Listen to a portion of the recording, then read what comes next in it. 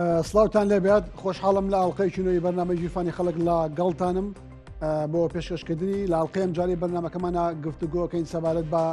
داهاتی ناوخۆی هەرێمی کوردستان. بێگومان داهاتی ناوخۆی هەرێم وەکو تەنها داهاتی ناو هەرێمێکی دیاریکراو نەماوەتەوە، بەڵکو بۆ تایەکێک لە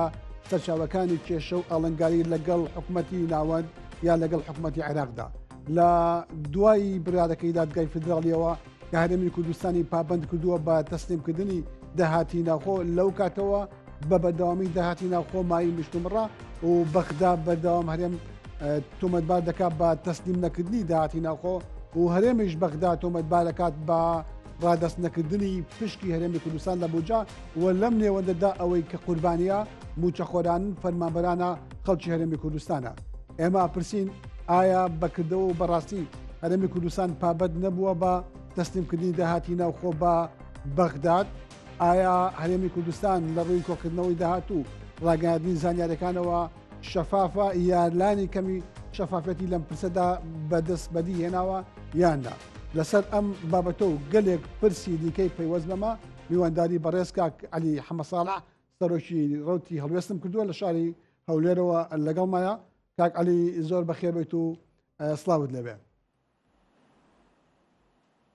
سلااو کاک ئومێدە حواڵی جەناب قوربان سوپاس. زۆر سوپاس بۆ بەڕێستان. سەرتا دەمەوێت بە پرسیارێکی مبەسەت دەست پێ بکەم، بە پرسیارێکی سادا. ئایا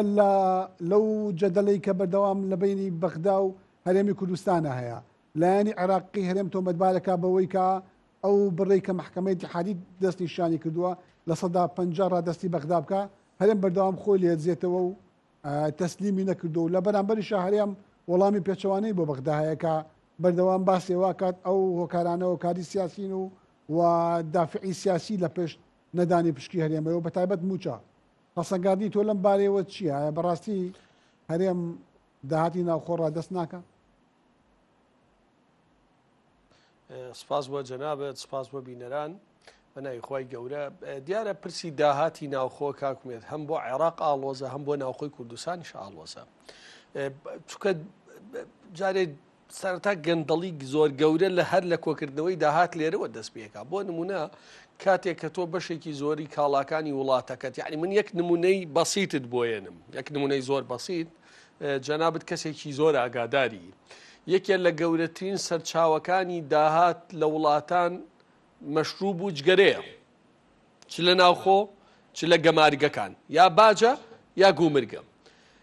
ئێستا بۆ نمونە لە هەرێمی کوردستانە داهاتی مەشروب و جگەرە سفرە. ئەزانی بۆ؟ لەبەر ئەوەی 100% بە قاچاق داخلیەکەن، یعنی بەردەسەڵاتداران خۆیان مؤسسەکانی دەوڵەت بەکارێنن. مؤسسەی دەوڵەت چیە؟ هێزی ئاسایشە، بازگەکانە، سنوورەکانە. تۆ لە بری ئەوەی لە کارتۆنێکی جگەرە 32 دۆلار بدەیت بە حکوومەت بۆ ئەوەی داخل بێت و 5 دۆلار بدەیت بە سندوقی شێرپەنجەڵێن کاکە ئەمانە بۆکەی ئێمە کارتۆنێکت بە 16 دۆلار بۆ داخڵەکەی. من ئەمڕۆ زۆر بەڕوونی ئەمە دیارە، ینی سەردەمێک تەنیا داهاتی جگەرە دەبۆ 15 ملیۆن دۆلار بووە هەموو مانگێک لە گومرگ. ئێستا سفرە. مەشروب بە هەمان شێوە دە بازرگانمانێ هەموو ساڵی هەر یەکەیان 200 بۆ 300 کۆنتێنەر داخڵەکەن. وەزیر دارایی بووبەڕەکەی ئەوەیە ئەڵێ ئاخر لە ناوخوا کارگە دروست کراوە. لە ناوخوا کارگە دروست نەکراوە. ئەمانە هەمووی جەناب ئاگاداری ئەمانە براندی جیهانی و ناتوانێت براندانە کۆپی کرێ. ئەسڵەن ئێمە سیرمان کرد بە دوواداچوورمان کرد دوو کارگەی بەسیتی بیرە هەیە کەس بەکاری نایانێ و لە سانەوە لە دەرەوە دێت. واتە تۆ لە وڵاتێکای کە دەسەڵاتدارەکانی قاچاقچێتیان کرد، بۆ نمونە ئەڵێن مریشکی بەست و بە گومرگ قەدەغەیە، بەڵام بە تەنسی خۆمان بۆ داخڵەکەین. بۆ نمونە پەتاتە کاهوو فلان فلان، ئەمە ئۆتۆماتیکی تەسیر لەسەر داهاتی دەوڵەتەکە و داهاتی گشتی کە بکاتەوە. ئەمە بەشێکی تری کاکو بێت ئەمان خۆیان بۆ نمونە لە مانگی 11 2023 راپۆرتێکیان داوەتە وەزارەتی دارایی عێراق، ئەڵێن مانگانە داهاتی ناوخۆمان نزیکەی 350 ملیار دینارە. خۆیان بەدەر لەو هەموو قاچاقچێتیەی باسمان کرد، بەدەر لەوەی کۆمپانیا گەورەکانی خۆیان باج نادەن، ئەوەی کە باجەدا بۆ ئەو کۆمپانیا ناسیاسیانەیە، باشە ئەڵێن 350 ملیار، کە تۆ لە 350 ملیار دێی 50-48 دەی تووشی ئەم کێشەیە بیت. باشە ئەگەرنا قانونی ئیدارەی مالی شەرحی ئەمەی زۆر بەڕوونی کردووە کە کام داهاتانە کە داهاتی فیدراڵین ئەبێ بگەڕێتەوە بە نسبەی لە 150 کام داهاتانش بۆ ناوخۆی هەریەم کە ڕسوماتەکان نەمێنێتەوە. بەڵێ کاک علی من طبعا مناقەشەکە ئەگەڕێمەوە سەرەوەی کە لە کوردستانە ئابووری سێبەر یان ئەو ئابوورەی کە لە دەرەوەی ئابووری ڕسمیە و بە قاچاغ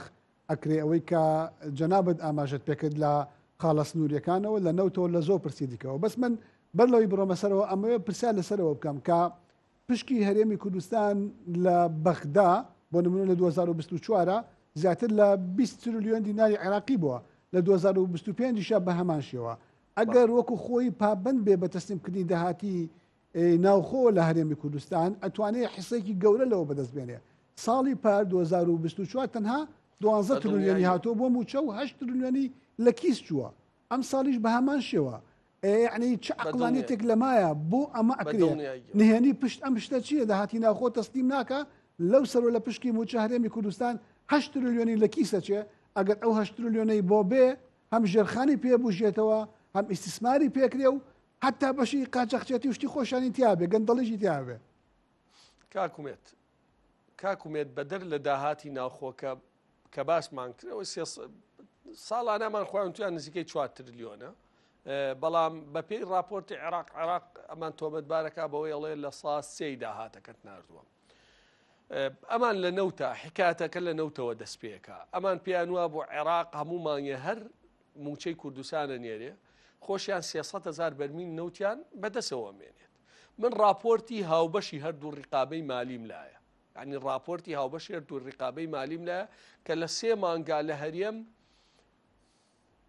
27 ملیۆن بەرمیل نەوت بەرەم هاتووە فرۆشاوە ئیتر جاکرابێ بە منتوو جا بە نەوتی خام فرۆشاوە بە $32 بە معدلی داهاتی ئەم نەوتە بۆ خەزێنەی گشتی حکومەتی هەریەم سفر بووە بۆ حکومەتی عێراقیش سفر بووە خۆشتر لەمە چییە وەڵا ناخۆشتر نەک خۆشتر ئەڵێ خەرجیەکەمان لەم پرۆسەی نەوتی سێمانگە 800 ملیۆن دلار بووە داهاتەکەمان 650 ملیۆن دلار بووە واتە 650 عفو 27 ملیۆن بەرمیل نەوت بەرەم هاتووە نەک داهاتت دەست نەکەوتووە 50 ملیۆن دلاری زەرەرت کردووە ئێستا ئێمە بۆ نمونە لەم 27 مانگا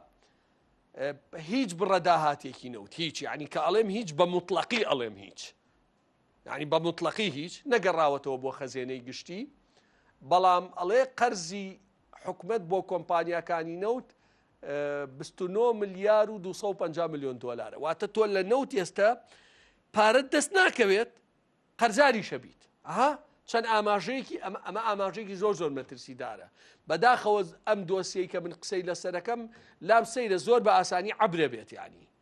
ئەبێ ئەمە تێنەپەڕێ ئەمە بێ ڕاگیرێ یعنی چی تۆ هەموو ڕۆژێ 300,000 بەرمیل لە فرۆشی لە مانگێکان نزیکەی 9 ملیۆن بەرمیل نەوتە فرۆشی باشە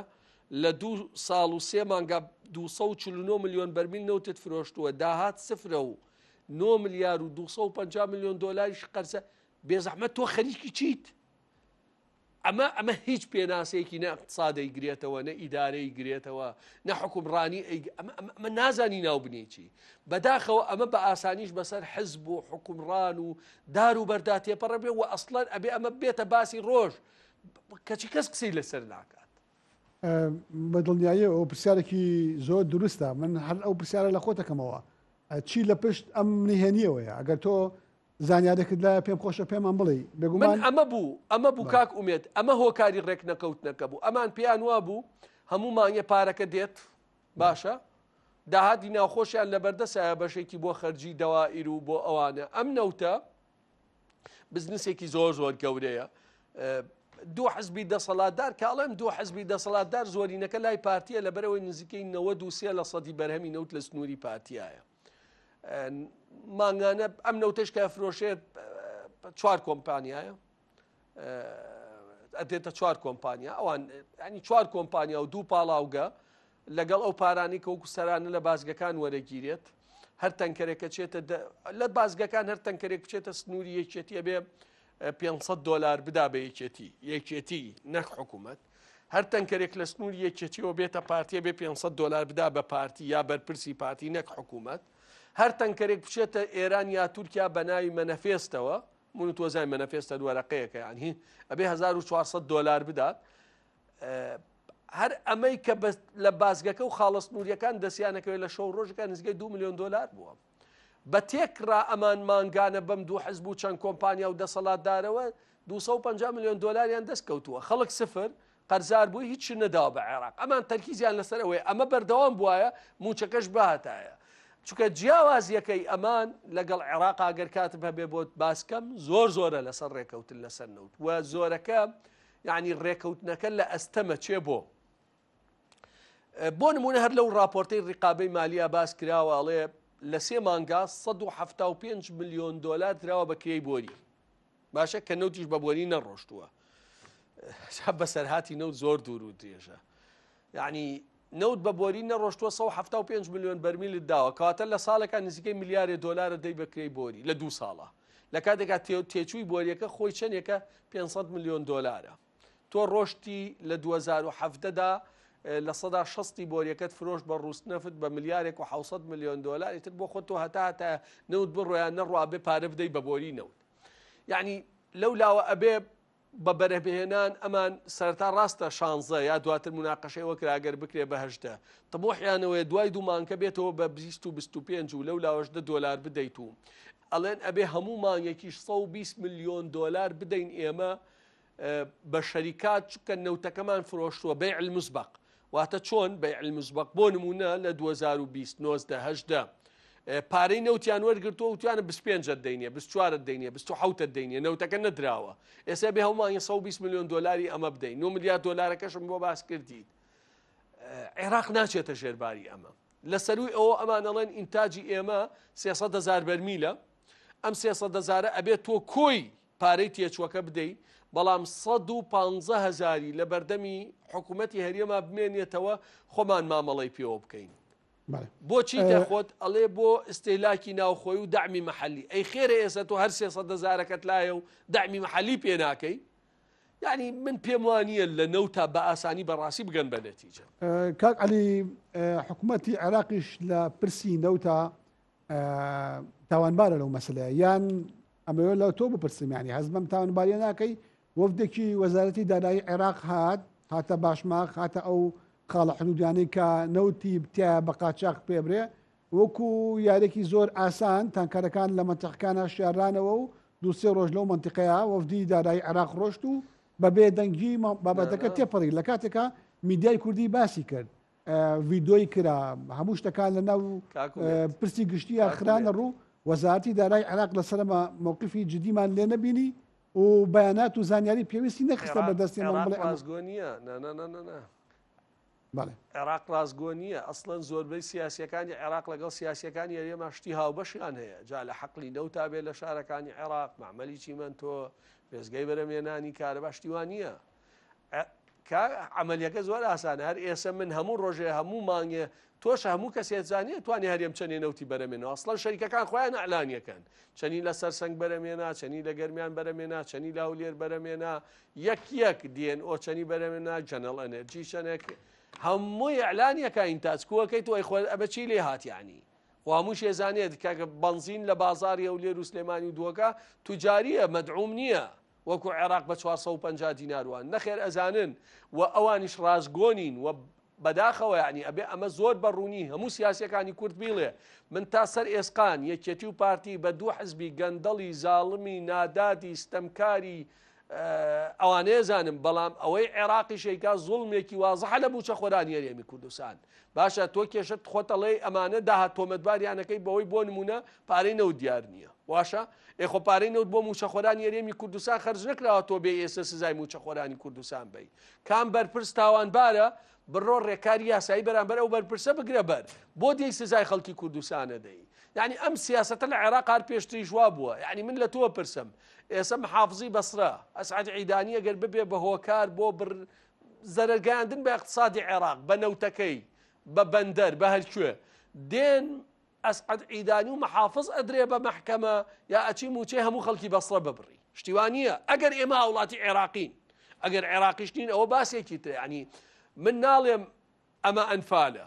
چونکە ئەنفال زۆر گەورەیە من ناشڵێم ئەوانەی لە عێراقا حکمەکەن وەکو سەدامن بەڵام هەمان پرۆسەیە کاکومێت کاتێک کە لە 1984 کە پەلاماری نەوتی کەرکووکە درێ و هەدەفەکە ئەوەیە لە ژێرخانی اقتصادی عێراق بدرێ و وانە ئێرانیش تەبعاً تیا مشارەکە بێت ئەوان دێن عێراقیەکان ئایا بەرامبەر دەسەڵاتداران یەکێتی طبعاً یەکێتی قیادەی ئەو شۆش و ئەوانێک لەو مەنتیقا ئیجاعاتەکردنە بەر دێن پیرەژنی داما و مناڵی داما و خەڵک و بێکەس ئەنفالەکەن دوایش دەسەڵاتدارانی یەکێتی خۆمان ئەزانین دێنەوە لە مەراحلێکی ترا و دوای چەند ساڵێکی لەگەڵ سەداما گفتوگۆکەنەوە مناقەشەی ئەوانەیە کرێتەوە کە بەبێ هیچ ئەنفال کراون ئەمەش وایە یعنی ئێستا مامۆسایە لە شارە زوور تاوانی چی یعنی ئەگەر داهاتی نەوت بدرێیانە درێ مامۆسایە لە گەرمیان تاوانی چییە ئەگەر داهاتی ناوخۆ کێشەیتیانە بێ مامۆسایە لە ئاکرێ و لە زاخۆ کێشەی چییە باشە هیچ مشکلیان نیە ئێستا بەرپرسانی پارتی بەرپرسانی پارتی یەکێتی ببینن دەسەکەنەوە ملیەک مجاملەی یەکەکەن ئەی قوربانیەکە وڵا قوربانیەکە و مامۆسا و معاشخۆرە بەگومان بەڵام لە عێراقا یعنی سوورەکە بە شێوەیەکی گشتی بەرامبەر بە عێراق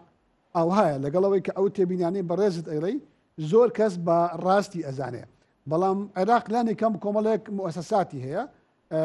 قانونێکی مەوازنەی هەیە کە ئەطرافەکان ناچارەکە پێوەی پابند بن قەرارێکی محکەمەی ئیتیحادی هەیە کە هەموو لانەکان ناچارەکە کە بەو قانونەوە پابند بن یعنی بە معنایەکی تر ئەگەر گەندەڵەکانی ناوخۆی هەرێم نەبێت دەرفەتی گەشتن بە ڕێکەوتنێک لەگەڵ بەغدا ئاسانترە و ئەگەر لێرە بۆشێکی زۆر نەدرێ بەدەستەوە لە داهاتی ناوخۆ شانسی ئەوە زیاتر و زۆر بەهێزترە کە هەرێم بتوانێت ئەو حیسەیە لە بوجایەتی بەدەستیمەنێ بە دڵنیاییەوە ئەگەر لێرە ڕوئەیەکی ڕوون هەبێ بۆ خەڵک بۆ حکومڕانیەکی باش لەگەڵ عێراقا ئێمە ئەو داهاتی ناوخۆیەی کە قانونی ئیدارەی مالی بۆی جێگیر کردوین وەک خۆی بدرێ بێمنەتانە بە ڕقابەی مالی عێراق بڵێ وەرە چۆن ڕقابەیەکەی بیکە دواتر چۆن حەسەی عێراق بە پێی قانونی ئیدارەی مالی دیارەکەی بیبە و بۆ نەوتیش بەڕوونی بوو تێت کاکە ئێمە کۆمەڵی عەقدمان کردووە فەرموو چۆن ئەتوانی پێیا بچیتەوە پێیا بچۆرەوە چۆن ئەتوانی چاکیکەی چاکیکەی چۆن ئەتوانی ئەمە بکەی بیکە بە دڵنیاییەوە زۆر سوودمەند دەبین لەمە بەڵام ئەمان ئەوەیان ناوێ ئەمان ئەیانەوێ لە ینی کێشە ئەوەی ئەمانە بە هیچ تێر نامن کاکومێت ینی نەزەوی ما من لێکۆڵینەوەیەکم کردبوو لە هەولێر و سلێمانی کەمتر دەسم گەشت بە زانیاری دۆکە بە بەهای 30 ملیارد دلار بۆ سەرەوە زەوی بەناوی و بەرهێنان و مساتەحە وەڵای مەترمەتری نایاسایش برا ئەخر 30 ملیارد دلار ڕقمی ئێجگار گەورەیە عەلی من هەموو ڕۆژێ بەڵڵاوەکەمەوە من ویستم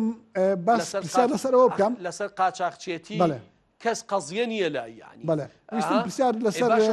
داهاتی سێبەر بکەم لە کوردستانە موچەخۆرەکەش بکەی بە قوربانی لە پێناوی دەوڵەمەندبوونی زیاتری خۆتا بەڵێ ویستم پرسیار لەسەر داهاتی سێبەر بکەم داهاتی سێبەر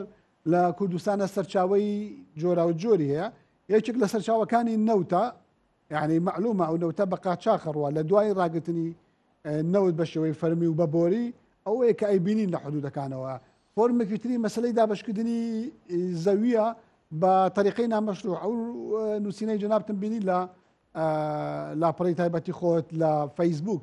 یعنی بەڕاستی ئایا حەجمی تەڵانکردنی زەوی بەو دەرەجەیە گەورەیە کە بۆ ناو شاری سلێمانی یا بێگومان لە هەولێر و لە دوهۆکیش حەزەکەم لەم بارەوە چیرۆکەکەمان بۆ باسکەی کاکومێت من ئەگەر قسە لەسەر ئەو داهاتی سێبەر یا وەڵای دزیە ینی داهات ئەوەیە کە بە شێوەیەکی مەشروع دەست دەکەوێت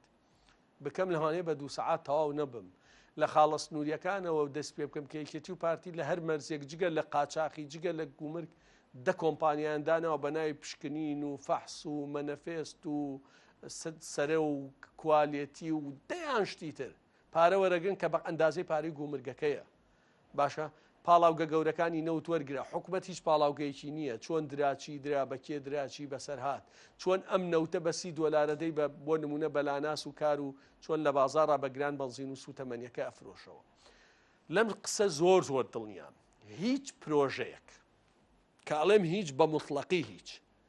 بە هیچ کەسێک زەوی نادرێ بەبێ شەراکەت یان ئەبێ هی کۆمپانیاکە خۆی بێت چۆن ئەمە جگەلەوەی ئەوەی نووسینەکەش بۆ باسەکەم بۆ نمونە تۆ پرۆژەیەکی وە بەرهێنان وەرەگری لە سلێمانی مۆڵەتی وەبەرهێنان ئەوەکەی ئەی زەویەکە بێ شارەوانی بداتێ هەتاوەکو لەگەڵ حزبە ڕێ نەکەوی بە پێی شوێنی زەویەکە بە لە سادەیە 15 مڵک کە کاتە لە سا 50 زیاتری قازان چ باشە لە سا 15 مڵک چییە ئەگەر 1000 شقە دروستکە ئەبێ پارەیە کلیلی 150 شقەی بابەتەوە شتیوان نییە یعنی لە سێ مەشروعی بچووکە کابرا لە دۆکاواری لێ ئێستا بوو 49 ملیۆن دۆلاریان لێ وەرگرتە بوو یەک نمونەی زۆر بەسیتت بۆ باسەکەم بۆی سوورەکەت بۆ ئەوەی بۆ نمونە بزانی چ تاڵانیەکی گەورەی زەوی کراوە سێ تاوەر یاریگای نەورۆز بوو سێ تاوەر درا بەوە بەرهێنەرێک زەویەکەشی گەورە نیە حەچی 7 شتێکی وایە لە بەرامبەر ئەم سێ تاوەرە یاریگای نەورۆزی دروست کرد ئەگەر لە بەرامبەر سێ تاوەرە لە بەساحەیەکی بچووکە کابرا ئامادە بێ یاریگای نەورۆز دروستکە باشە کە من پێم وایە ڕووبەری ئەو سێ تاوەرە لەوانەیە لە سا یەکی ڕووبەری زەوی سلێمانی کەمتر بێ کە دراوە بەوە بەرهێنان دڵنیام کەمترە و لە 500 یەکی هەموو کوردستان کەمترە بیرکەرەوە بێ چەندێ برابێ نازام ڕوونەوێنەکەلات بەڵێ ئەمە زەوی تاوانە ئێستا ئەمەی کە من باسم کردووە ئەمەش نییە خۆزگە ئەم پرۆژەی وەبەرهێنان و شەراکەتە بووە ئەمە زۆر باشترە ئەمە هاتوون چیەکەن بۆ نمونە لە سایبستی هەتاوەکو 100 مەتری بۆ نمونە لای کانی گۆمە و ئەوانەوە لە ڕاپەڕینەوە لە پشتی هەواری شارەوە لای پشت پایۆنێرەوە لای ئەوەی قەرەجەکانی پیاڵێن یعنی هەمووی لە کانی گۆمە لە دار و بەرد هەرچی زەویە نزیک سلێمانی ماوەتەوە هەرچی زەویە نزیک سلێمانی ماوەتەوە تا 100 مەتری بەم ئاستا بە ئاستی ڕاپەڕین و قولەرەیسیە هەموو ئاستەکان پشت ئەڕۆن فەلاحەکە بانگەکەن بۆ نمونە تۆ فەلاحی دۆنمتەیە هەر دۆنمێ 48 مەتر دەدەنێ خۆیان کۆمپانیایەکیان دروست کردووە ناوی مادە لەسەر چنار هەر خۆیان نەخشەی بۆکەن خۆیان ناوێنێن فۆڕم تر جا بە ناوی وەزارەتی پێشمەرگەیە بە ناوی ئاسایش شارکەیە هەموو هەفتەیە عەرزەکرێ لە بازارە بڕۆ بوتومە لە کیلۆمەتێکە 24 عقارات دانراوە بۆ خۆیان زەویە فرۆشن مەتر ئەمە سلێمانیە کاتە وێرانەیەکی ئێجگار گەورە کاکە مە حزبەتی نییە ئەمە یەکێتی و ئێمە و فلان نییە سلێمانی وێرانە بێ 8,000 قوتعوای لێکراوە بیرکەوە بە نە تاپۆی هەیە نە قانونی هەیە نە شەوانیەت هەیە نە ئاوی هەیە نە کارەبای هەیە نەینێ پارەی خەڵکە بەو خۆڵ و دەشتا بڵاویەکەیتەوە و جواز لەوە بێ لە سبەی چەند کێشەی بەدوادێ سلێمانیە بێ بە وێرانەیەکی ئێجگار گەورە بەڵام تۆ هەر ئەم زەویانە بودایە بە مۆزەف بۆ نمونە بە مامۆسای زانکۆ بەکێ بە دکتۆر بە پزیشک بە فەرمانبەر ئەڵێ نە تۆ بڕۆ بۆ لای هین ئەو دیوی سەیتەرێکە لەوێ زەویتە دەمێت تۆ بڕۆ بۆ لای فلان شوێن تۆ بڕۆ بۆ لای عەربەت واتە هەرچی زەوی سلێمانیە تۆ خۆ تاڵانی کەیت و بە ناسایی مەتر بیفرۆشی کە بەهاکەی نزیکەی ملیارێ دۆلار بووە ملیارێ دۆلار زۆرە بۆی خەڵکی ئاسایی تێبکە 100,000 دەفتەرە 100,000 دەفتەر چەند کەسێ بیفرۆشن خەڵکی تیا بوو ێستا خۆمە بەرپرسەکانیە تاگا بەرپرسەکانش نیوەی لەوانی شەخورێت ها هیچی نەبوو ێستا بڕۆ بزانە هەر کچە مۆدیلێکی کردووەتە سکرتێری سیارێکی دەفتەری بۆ کڕیوە باشە ئەمەی زەوی لە سلێمانی تاڵانیەکی زۆر بێمانەیە ئەمەی لە سلێمانیە لە هەولێرش هەیە بەس بە فۆڕمێکی تر بۆ نمونە کەسێکیانن کەس نیوەڵا خۆیانە 13 ملیۆن مەتر بەهاکەی 6 ملیار دۆلارە 600,000 دەفتەر بە بەلاش والله لە دنیاوانە بووە لە مێژووی مرۆڤایەتیان نییە هیچ حکومڕانیە لە تاریخا شتی وای نەکردووە بۆ کەسێکی نزیکت 13 ملیۆن مەتر زەوی بەرە وەڵا ئەمە پرۆژەیە جاوە هەمووی گەنم و کشت و کاڵشت بوو هەمووی ڕەگەزی کشت و کاڵی لێوەرگیرایەوە ڤێلایەتیا بدە بە 8 ملیۆن و 10 ملیۆن دۆلار هەولێر بێ ئاوە ئاوی نییە چوارتە بۆ حەیرەی دەستکردی تایە کە ئەڵێم ئەربیلیڵز یعنی پاڤیلۆنیشەوە نیەڵێن ئاوی بۆی ڕۆن و دەریای دەستکردە و بە کۆڵانەکانە و ئەو ئاوەزانی لەکوێ ڕوا لەو ئیفراسچوارەیە کە قەرارە بۆ هەولێر ڕاکێشێ بەشێکی سەرەکی ئەدرێ بەوان باشە زەوی بە بەلاش بەرە ڤێلایەک بدەی بە 2 ملیۆن بۆ 4 ملیۆن دۆلار تێیدا ئێخۆ جەریمە چییە یعنی تاوان چییە ڤێلایە 25 دەفتەری تێچێ بیدەی بە 200 دەفتەر 400 دەفتەر بەهای زەویەکەیەتی ئەڵەی شوێنەکەی زۆر مهمە زەوی تاپۆ کراوە بەهاکەی 700 ملیۆن دۆلارە بە نایاسایی تاپۆ کراوە 4 ساڵ دامە مەحکەمە و لە مەحکەما بووم وتیان کاکە 100% ئەزانرێ ئەمە نایاسای بەڵام کەس دەسڵاتی ئەم دەسەڵاتدارانەی نییە. بۆیە تاڵانی زەوی زۆر جار خەفەتە لە وڵاتە، گەورەترین حەسرەتە لە وڵاتە. بەڵێ زۆر جار قسە لەسەر واکرێکە ئەم زانیاریانە لەگەڵەوەی کە باوا گریمانە بکەین هەمووی زانیاری ڕاستە، بەڵام ڕێگەکانی سنووردانان بۆ ئەم کارانە چییە؟ کە تۆ ڕێگەت نەبێ سنووری بۆ دانەی زۆر جار قاوڵاتی ئێمە خەڵکی ئێمە تووشی خەیبەتل ئەمە لەبێ بەرامبەر بە ئایندەی ئەم وڵاتە تووشی نائومێدیە بێ بەرامبەر بە باشکردنی بارودۆخ. هەندێک جار خەڵکی ئێمە دادگای فیدراڵی بەغا وەکو فریاد ڕستێک ئەبینێ بۆ ئەوەی کە سنوور بۆ ئەم زیادە ڕەویانە دابنێ و بە محیبەتێکی گەورەوە پێشوازی لە بڕیارەکانی محکەمەی اتحادیەکە بەتایبەت لە پرسی موچەیە کە ئەمەلێکی زۆری گەڕانەوە بۆ خەڵک. لەمەیە چیڵێت کاکعەلی؟ من نەزانم سیاسەکانی عێراقیش وەکو ئەمانەی ئێرە گەندەڵن ها، یعنی ئەوەیە ئێمەمانان بە ئەندازەوە خوێندەواریمان نەبێ و بە ئەندازێ ئەوە ئاگاداریمان نەبێ و بە ئەندازە، بەڵام من لە واقعەیەکە ئاژیم تەعامل لەگەڵم واقعاکەم، خەفەت بەم واقعە خۆم. ڕاستە نەک خەڵک منیش توش بووم، یعنی سەدان شەوتومە ئیتر بە یەکجاری واز لە هەموو شتێنم و تاو یعنی تاو توش ناتوانی بخەوی ئازین چۆنە کاکمێن ناتوانی بخەوی بێتاقەتە بی کە مناڵی مەسئولێکە بینی هیچ بەهرەیەکی نییە، هیچ تایبەتمەندیەکی تیان نییە، بە زەوی بە گەندەڵی ئەم وڵاتە بووە بە کاکە فەسادی زەوی زۆر گەورەیە باوەڕ کە خەڵکە بووە لەم هەولێرە، یعنی هونەرمەندیش نییە هیچ نییە، هەر گاڵتە جار و زەویەکیان پێداوە لەو هینە لەو جادەی منارەی پێێنن فرۆشتێتی $2 ملیۆن 200 دەفتەری تاو تۆ کرای بە میلیۆنێر وانە 200 دەفتەر زۆرە لێرەم شتانە بوو بەفشە یەک نە دوو نە سێ نە سەد نە ئەزانیم شەو ئارەزووی هەبێت 20 کەسی ئارەزوی بێ شەو 30 کەسەکە بە میلیۆنێر چلەکە 50 سەدەکە زەویە لەوێ فەسادی بناڵێکی بێبارە میلیۆنێرە آخر مۆدیل سیارەیەک دنیا پاسەوانی بەدوایەوە ئیتر خواکرێ کەناڵی هەبێکرێت بانکی هەبێت پاسەوانی هەیە ڕێکخراویە جارجار ئیشی خێرخوازی شەکەن ملیارەها دۆلاری وڵاتەکەی بن و چەند هەزار دۆلارێکە دەنە نەمام و ئەیچێنن باشە ملیارها دۆلاری وڵاتەکەی بن بەڵام خانوویەک بۆ فەقیرێکەکردن بە دەفتەرێ دۆلار و لە هەرچی کەناڵیانە بڵاویەکەنەوە ئەمانە حەسەتی ئەمە گەورەیە بەڵام ینی من حەزەکەم لێرە شتێک بڵێم خەڵک ڕۆژانەیە خەی منی شەگرێ لە سەرمانەڵێ بۆ نایبێ بۆ دادگای فیدراڵ دادگای فیدراڵ کاکومێت هەموو کەیسێک وەرناگرێ کەیسی گەندەڵی وەرناگرێ کەیسی قاچاقی وەرناگرێ کەیسی نەوت وەرناگرێ بڵێ ئەوە نەوت بە تەنکە ڕۆشت و دادگای فیدراڵی تۆ بەیانی پۆلیس بنێر لە دادگای فیدراڵی ئەو پرسانە وەرەگرێ ڕەهەندی دەستوریان هەیە ئەین ڕەت یەکاتەوە تۆ ئەزانی باوەڕکە من لەگەڵ 4-5 کەسی زۆر بەتوانە ینی دراسی ئەومان کە ئەم گرانکردنی نرخی کارەبا بەرینە دادگای فیدراڵی لە ئەخیرا پیان وتین پسپۆڕی ئەو نیانی بیشی بێ ڕەتەکرێتەوە جا نەیبێ باشترە بۆ ئەوەی ڕەت نەکرێتەوە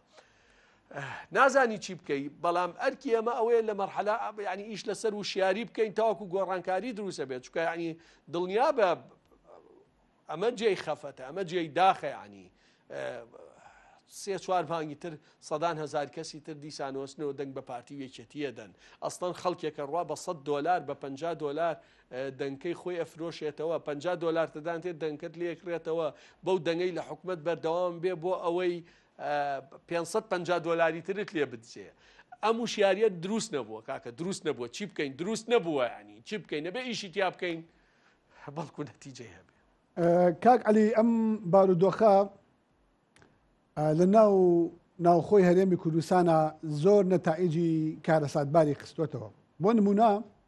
لە 2014 تا ئێستا زیاتر لە 500,000 دەرچووی زانکۆ و پەیمانگەکانەیە هیچی دانەمەزراوە جگە لە کەمینەیەک نەبێکە بوون بە لەناو هێزە ئەمنیەکان یان بە شێوەی تایبەت تاعین بوون تەرفیع ڕاگیراوە و داهاتی ناوخۆ بە شێوەی تەعاملی لەگەڵەکرێکە بەردەوام پەیوەندەکان لەگەڵ عێراق تێگەدرێ و دۆخێکی خراپ لە هەرێمی کوردستانەیە سیارەکەی منەوەیە تێکڕای ئەم شتانە قەواری هەرێم بەرەو لە ناوچوون نابە زۆر جار ئەو هۆشداریەش دراوە هۆشدارەکەی پێشترێتەوەی گرتوەکان کە وامەزانن ئەم قەوارەیە هەتا سەرە و تەمەنی هەیە تۆ بێباکانە درێژە بەم بارودۆخە ئەیەی سەدان هەزار گەنجت هەیە کە بێ ئیش لە ماوەوە ناترسی ئەمە ئینیار بکە و هەموو شتێک لەگەڵ خۆی تێک بدات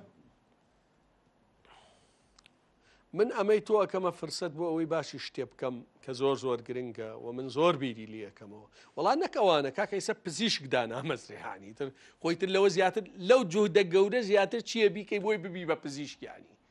لەو ئەبێت جوودی زیاتر چی بێ ئینسان بیکە کاک ئومێت عێراق بەگشتی لە بەردەم مەترسیەکی گەورەیە و یەکەم پریشکی مەترسیەکە بەر هەرێمی کوردستانەکەوێ ئەگەر ئەم فۆرمە لە حکومڕانی بەردەوام بێت جەنابوو کەسێکی ئەکادیمیت عێراق ئێستا بۆ ئەوەی خەرجی و پێداویستیەکانی دابین کە ئەبێ بەرمیلێک نەوت بە 75 دلار بدا مانگی نیسان بە 66.2 بووە تەنیا بەشی موچەی کردووە بە تەواتیش نەیکردووە چ جای ئەوەی ملیارێک و 250 میلیۆن دلار بەس بۆ خەرجی کارەباوێ جگە لە خەرجی ئەو هەموو دەوائیرەی لە عێراقایە جگە لە حەشت و مەشت و هێزی ئەمنی و سەربازی و ئەوەی کە ئەزانین چییە واتە نزیکەی 2 ملیار و نیو دلار عجزی هەبووە باشە ئەم عجزە بەردەوامە بێ ساڵی ئایندە بە بۆی پلەبەرزکردنەوە و خۆتەزانی کۆمەڵە تەعینات لەم لاو لەولا عێراق بۆ ئەوەی پێداویستی موچە و بودجەی دابین کە ئەبێ نەوت بێتە 80 دلار چکە تۆ تەنیا ئستینادی لەسەر نەوتە هەموو ساڵێک لە عێراقا نزیکەی 1,200,000 کەس لە دایکە بێت ئەمە ئاوێوێ کارەبایەوێ پەروەردەیەوێ خزمەتگوزاریەوێ دەرفەتی کاریەوە تۆ هەر پشت بەم نەوتەیە بەستیت بیرکەرەوە لە 2030 عێراق ئەچێتە نزیکەی 50 میلیۆن دلار 50 میلیۆن کەس عەفو لە 2040 عێراق ئەچێتە چەندە تەسەوورێکرێ عێراق بچێتە نزیکەی 65 میلیۆن پشت هەر بەم نەوتەیە بەسیت نەخێر ئەو کاتە عێراق خۆی تووشی ئەمەیە بێت طبعاً ڕاستە عێراق نزیکەی 100 ملیار دلار احتیاطی هەیە بەڵام ئایا ئەکرێ ئەم 100 ملیارە بە 3 ساڵ بکرێتەوە بە سفر بەڵام ئەو دیوەش ببینە قەرزی داخلی و خارجی عێراق نزیکەی 125 ملیار دلارە فرۆشتنی سەنەدات تاکوێ ئیشەکات و سەنەداتە فرۆشی دوای 5 ساڵ ئەبێ پارەکە بە فائیدەکەیەوە بگەڕێنیتەوە عێراق خۆی لەبەردەم کە ئینهیارێکی گەورایە کە ئەم ئیسینادکردن لەسەر نەوت خەتەرە سەر و ئەمەش لە 180 ئەگەرەکان ئاماژن بۆ ئەوەی شەڕی ئێران یاخود ئێران و ئەمریکا ڕێکەون لە ئەگەری ڕێکەوتنی ئێران و ئەمریکا نەوت دێتە خوار 50 دلار بیرکەرەوە عێراق چیل بەسەرێت ئایا عێراق ئەمەی بەسەر بێت لەگەڵ تۆ ئەڵێ تۆ ماگانە بۆ خۆت 300,000 بەرمیل نەوت بفرۆشە و چەندێ داهاتە گەڕێنیتەوە بیگەڕێنە و ئاوا و ئاو منیش هەمومانە تریلیۆنێکت بۆ وەرەگرم و هەمومانش ئەڕۆم 4 ملیار دلار احتیاط دەستکاری یەکەم و قەرزی دەرەکی یەکەم ئەی کات ئەو جا وەرە تەظاهورات دەست پێکە بزانم هاوینە بۆی گەرماوە چ تەظاهوراتێ لە شارەکانی عێراق لە بەردەم کێشەی بێ ئاویایە یعنی سیاسیەکانی کورد ئەم وێنە گەورە نابینن خەمیانە ئەمشەو چەندێکیان لە قاچاقی شخصیان دەسەکەوێت چەند زەوی نایاب ماوە لە دۆسەی نەوتا چۆن کۆمپانیایەکی تر نایبینیان هەر لە بنەڕەتە بەلان و گرنگیان کێ ئەکرێ ئاخر خۆ ئەگەر میلەت تووشی تیاچوون بچێ عنی پیان وایە ئەوان بە سەلامەتی دەرەچن لەم کەیسە ئەگەر وای لێبێ ئەوان هەر زۆر دەوڵەمەن و خەڵکەمووی برسی و بێموچە بەهای ئەو دەوڵەمەنی ئەبێ چەند بێت چی بێ بۆیە عنی من ئەوە نییە پێم وابێ ئەگەر ئێمە هەر لە عێراقا بووین و بەخوا لە عێراق چا تووشی کێشە بین بەڵام ڕەنگە کێشەکە کەمێت تەخیرتر بێ باشترین حەل ئەوەیە گۆڕانکاری لەم فۆرمەی حکومڕانیە دەست پێ بکەین لە ناوخۆی هەرێمی کوردستانەوە وای لێبێ کاکە من بۆ ئەم حکومەتە بەی خۆم بزانم بڵێ 249 میلیۆن بەرمیل نەوتم فرۆشتووە داهات سفرە قاچاقیەکەم بە ئارەزووی خۆم ئۆفیسی قاچاقچێتی دانێم کام زەویە نایابە بۆ خۆمیە بەم چیم بوێ ئەیکەم تۆش کەیفی خۆتە بۆ خۆ بڕۆ قسەم لەسەر بکە ئیتر من چۆنی ترم فۆرمە لە حکومڕانی بەی خۆم ئەزانم کاکە لەو نووسینەی خۆ من هەموو ناوەکانم باس کردووە کێ و کێن و چۆنە و بۆ کێکرێ و چی ئەمە چ کارە ساتێکە ڕووی لە میلەتە ئێمە کردووە بەدەست ئەمانەوە والله ئەوەنەیان هەیە تا سەدان ساڵی تریش ئیش نەکەن و هەموو ڕۆژێکی 1 دەفتەر دۆلار بقۆن و شەوەکەشی دەفتەری لە قومارە بدۆڕێن هەر تەواو نابێ ئیتر لێگەڕێن کاک عەلی ئێمە زۆر جار ئەتوانین قسە لەسەرەوە بکەین لە ناوخۆی هەرێمی کوردستانە تەجروبەی زۆر هەیە لەسەر گۆڕانکاری لە ناو سیستەمی حکومڕانیە لە شەفافکردنی داهاتە لە تەوزیعی سەرۆت و سامانی وڵات بە شێوەیەکی دادپەروەرانە بەسەر هاوڵاتیانە بەڵام هەموو ئەو محاولانە بێنەتیجە بووە لانی کەم لە 15 بۆ 20 ساڵی ڕابردوودا محاولاتی زۆرا جۆر لەم پرسیاکراوەوە ئەمە خەڵکی ئەمەی گاندۆتە ئەو قەنەعەتەی کە لە ناوخۆی هەرێمی کوردستانەوە نەواتی ئەم گۆڕانکاریە قورسە گەڵاڵە بکرێ لەبەرەوەی هەموو ئەو فاکتەرانەی بەرگری لەمانەوەی ئەم بارودۆخاکەن زۆر بەقوترن لەو نەواتەی کە لە ناوخۆی کوردستانەوە بکرێ بۆیە زۆر کەس عێراق بە سەنگەری ئەو گۆڕانکاریە زان پیان وایە لە عێراقەوە ئەو گۆڕانکاریە بکرێ کە داهاتی ناوخۆ شەفا بکرێ ڕێگەوتن لەگەڵ بەغایە بکرێ کۆمەڵێک گۆڕانکاری بکرێت لە سەنگەری بەغا و لە مەرجع قانونی و دەستوریەکانی بەغاوە بیکەی کاریگەر و تر و باشترە وەک لە ناوخۆی هەرێمی کوردستانەوە. فکرەکە فکرێکی باشە بۆ بەشێک لە گۆڕانکارەکان بەڵام ئەگەر ئەمان ئیلتیزام نەکەن چیەکەی ینی مەسەلەن بۆ نمونە ئێسێمەیەچین قەرارێکی دادگای فیدراڵ بۆ نمونە دەرەکەین لەسەر کارەبا و هەرزاکردنی ئەگەر ئەمان ئیلزامیان نەکرد چی پێتوانە بێ عێراق هێزی سەربازیە نێرێ بۆ سەر بەرپرسانی هەرێمی کوردستان و دەستگیریانێکا و بەکە لە پچەکراویان باتەوە بۆ بەغا من و تۆ زانین شتیوان ڕوو نادات نایکەن یعنی ئەبێ ئەم جوودەی ناوخۆ بە هەر بەردەوام بێ سارد نەبینەوە ڕەنگە لە لەحزەیەکە لە گۆڕانکاریەک ڕووبدا لە بیرکردنەوەی کەسمانانە بوو بێت کەسمان گرنگەوەی ئێمە ئامادە بین بەردەوام بین و هەموو ڕێکارەکانیش بگرینە بەر یعنی وە ڕێگاری دادگای فیدراڵ هەیە قسەکردن هەیە خەباتی مەدەنی هەیە ڕەنگە هیچ کام لەمانش نەتیجەی نەبێ بەڵام مرۆڤ بەرپرسە لەوەی جوودەکانی خۆی بکە هەوڵەکانی خۆی بدات لە ساتێکە من دڵنیام هەر نەتیجەیە بێت یعنی ماندوو نەبین شۆڕشی فەڕەنسی چەندێکی پێچوو زۆری پێچوانی ڕێنسان زۆری پێچوو کەس بە ئاسانی نەگەشتووە یەکێتی و پارتی زۆر مەبەستیان ئێمە بێ ئومێد بین و بڵێن تر قسەکردن سوودی نییە زۆر مەبەستیانەی درواز لە ناوهێنان و ئەوان نەبێنین خەمە خەباتی وەشی بەلای کەمەوە هیچ نەکەین خەباتی وەشیاریەکەین بەڵێ کاک عەلی پرسێکی ترکامیەوە باسی بکەم ئەویش مەسلەی بڕیارە نوێیەکەی وەزارەتی دارایی هەرێمی کوردستانە بۆ لێبڕینی خانەنشینی سەرڕاوی کە هەرێمی کوردستان چەند مانگێکی زۆر 16 موچەی لەلایەکە هەر نەیداوە ژمارەیەکی زۆر لەوە زیاترکە بە پاشەکەوتەوە بووە سەر ڕێڕاگرتنی تەرفیع بەڵام ئێستا باس لە لێبڕین دەکات بۆ ماوەی 126 مانگ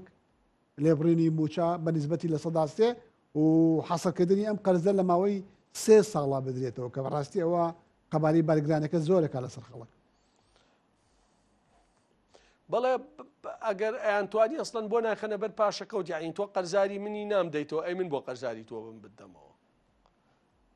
ینی فکرەکە ئەمەیە تۆ قەرزاری منی نامدەیتەوە بەی من بۆ قەرزاری تۆ بم یەکسەر لە هەژماری منەکەم بیبڕیت و بیخەیتە سەری هاوتمان هەژماری من وردەوردە بۆ شتانە بەکارهێنرێتەوە خۆ فکرەکەوەیە لە ژماری منەکەەوەی تر کە تۆ چیت ڕاتبەکەت لێی بڕاوە جا چ زمانی ئێس بینێ دیسانەوە هەر قەرزە ئەگەر یەکێ قەرزی کارەبای لابێ قەرزی ئاوی لابێ هەمان شتۆ لە موچەکەی نەبڕێتەوە وانە چ زمانی هەیە بۆیە ئەمە زۆر خراپم ئەسڵەن بۆ تەقاعودیانە ینی تۆ بۆ فەرمانبەرێکی ئاسایش وڵا فەرمانبەرێک ئەگەر اسمیەکەی ملیۆنێک بێ بەو حسابێکمان کردەمێ 150,000 ماگانی لێ بڕێت زۆرە لە کاتێککە تۆ نازانی موچەکە کە حسابی هیچ نەکردووە یعنی ئەمانە کە ئەگاتە لێبڕین و بیبڕە زۆر ئاسان بە کتابی ئەیکەن بەڵام کە ئەگاتە حەقی خەڵک سەیری لە گرانکردنی کیلۆواتەکانی کارەباکە چیان کرد خراپتر لەمە هەموو مواسەساتی حکومەت وڵاتیان کردووە بە کۆمپانیا ئەوە پاوەڕکە من نوکتە نییە برادێکم لە ماوە ئیشی ئیقامەی هەبوو یەک کەسێکیان لەلایە ئیشی ئیقامەی بۆ ئیدەکەی بۆ نوێ کردوەوتی و دەبم دەرێ یان وەڵان نادەینێ بێ کۆمپانیا بۆ بێنێتەوە بۆ ماڵ بە 55,000 بە تەکسی با بە خۆم لێرم بمدەنەوە باشە دەینەوە بەسە بێ 55,000 ئیگڵ پۆستەکە بدەین تێگەی یعنی وای لێدێ هەموو شتێ بە کۆمپانیا خاڵی سنووری کۆمپانیا بەرەمێنانی کارەبا کۆمپانیا تاقیگەکان بدە بە فڵان بدە بە کۆمپانیا کۆمپانیاشی ئەی خۆیان نابووی خۆی کێیان بەڵێ زۆر سپاس کاک عەلی من بەرنامەکەم کۆتایی هات ئەگەر شتێک بەلاتەوە گرنگ بێ بتەوێ بیڵی پەیامێک لەسەر پەیوەندی نێوان هەرێم و بەغا داهاتی ناوخۆ فکرەکە ئەمەیە جوودەکەیە بەیانی موچە بێ جوودە تا ئێستا ئەگەر یەکەیە بەڵام ئەم هەر ڕەشەکردانەی ئەکرێ خراپە چکە لە عێراقشا بە تەنیا سوودانی خۆیشت نییە هەر ئیتاری تەنسیقیەک نیاتەوە جوواتی لێ بەڵام ئەگەر ئەم موچەش بێ بۆ مانگی دواتر ئەگەر ڕێکەوتنی نەوت و ناوخۆ نەبێ ئاسان نییە لەبەر خاڵێکی زۆر بەسیط عێراق خۆی لە ناو کێشایە یعنی عێراق خۆی لە ناو کێشایە مانگی تریلیۆنێک بێ بەرامبەر نادات بەڵێ بەڕێز کاک علی حەمەساڵح سەرۆکی ڕوتیا ڕوێت زۆر سپاس دەکەم کە میوانم بووی لەم بەرنمەیە سوپاس بۆ ڕاوبۆچوونەکانت بینەرانی بەڕێز زۆر سپاس بۆ تەحملتان و بۆ جۆگرتن لە بەرنمەکە هیوادارم ناوڕێکی بەرنمەکە سەرنجی ئێوەی ڕاکێشە بێ و هیوای کاتێکی خۆش بۆ هەموو لاگە خواست.